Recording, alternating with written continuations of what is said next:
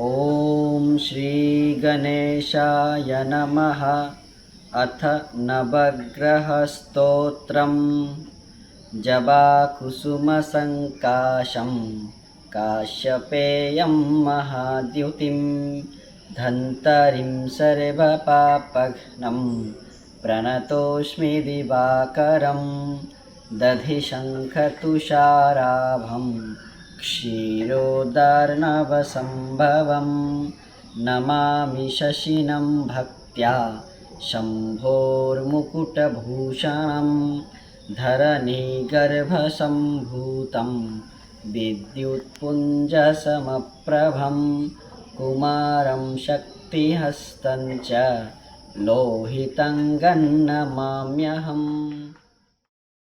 प्रियङ्गुकलिकश्यामं रूपेण प्रतिमं बुधं सौम्यं सर्वगुणोपेतं तं बुधं प्रणमाम्यहं।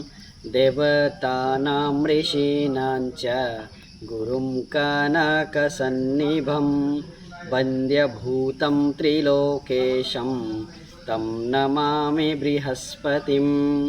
हिमकुन्दमृणालाभं दैत्यानां परमं गुरुं सर्वशास्त्रप्रवक्तारं भार्गवं प्रणमाम्यहम्। नीलाञ्जनसमाभासं रविपुत्रं यमग्रजं छायायगर्भसम्भूतं तं नमामि शनैश्चरम्।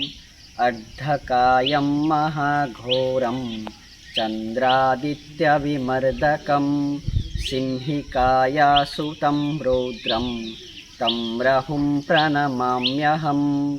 पलालधुमशङ्काशं तारग्रहविमर्दकं रौद्रं रुद्रात्मजं क्रूरं तं केतुं प्रणमाम्यहम्।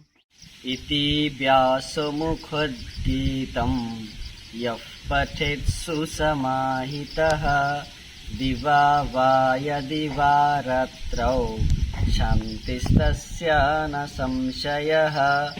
ऐश्वर्यमतुलं तेषाम् आरोग्यं पुष्टिवर्धनं नरनारीनृपाणां च भवेत् दुःस्वप्ननाशनं।